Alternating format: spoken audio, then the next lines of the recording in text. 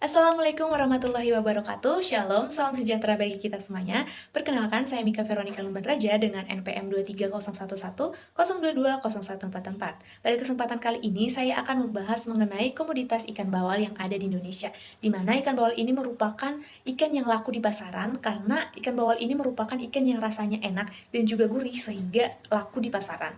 Nah, untuk itu banyak sekali orang yang membudidayakan ikan bawal ini agar tersedianya stok dari ikan ini. Nah, untuk itu saya akan membahas pertama mengenai teknologi dan juga wadah untuk budidaya ikan bawal.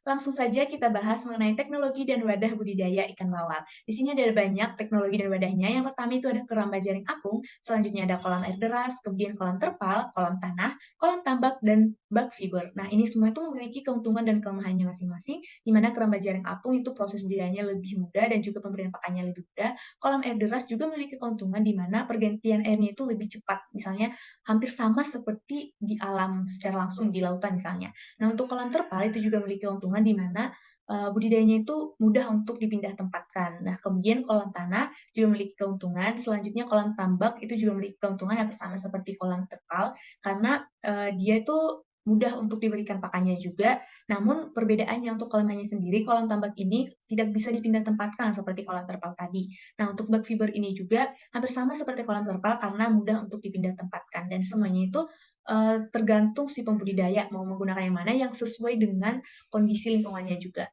Nah, di sini saya juga ingin membahas mengenai teknologi tambahan, di mana teknologi ini tuh ramah lingkungan. Ini tuh menurut Dinas Perikanan KKB di tahun 2019.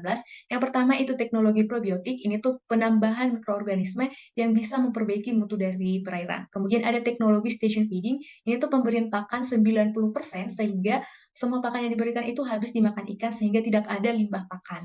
Nah, selanjutnya ada teknologi pakan terapung, pemberian pakan yang terapung sehingga bisa dilihat langsung oleh mata sehingga pemberiannya itu cukup gitu, tidak ada yang berlebihan. Untuk teknologi bioremediasi yang bersama seperti teknologi probiotik karena pemberian suatu mikroorganisme juga. Oke, selanjutnya saya akan membahas mengenai kelayakan dan kualitas air yang baik itu untuk budidaya bagaimana sih? Nah, di sini berdasarkan SNI di tahun 1991 sampai tahun 2005, di mana salinitas itu diukur menggunakan refraktometer dengan kualitas air yang baik itu berkisar 15 sampai 35.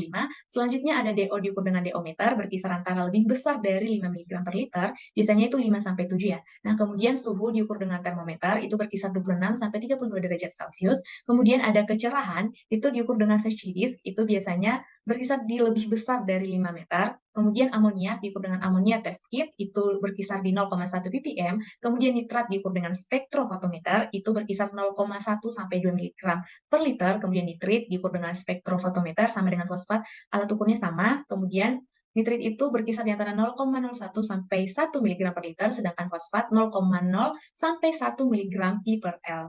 Nah, selanjutnya saya akan membahas mengenai studi kelayakan lokasi budidaya.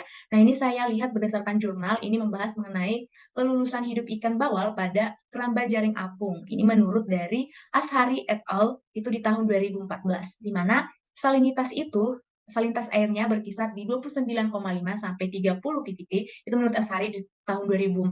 Kemudian ada DO 5,6 sampai 5,7, gelombangnya 0,2 sampai 0,5 meter per sekon atau ini kuat arusnya. Kemudian ada suhu, itu berkisar 0,1 sampai 8,1 sampai 8,2.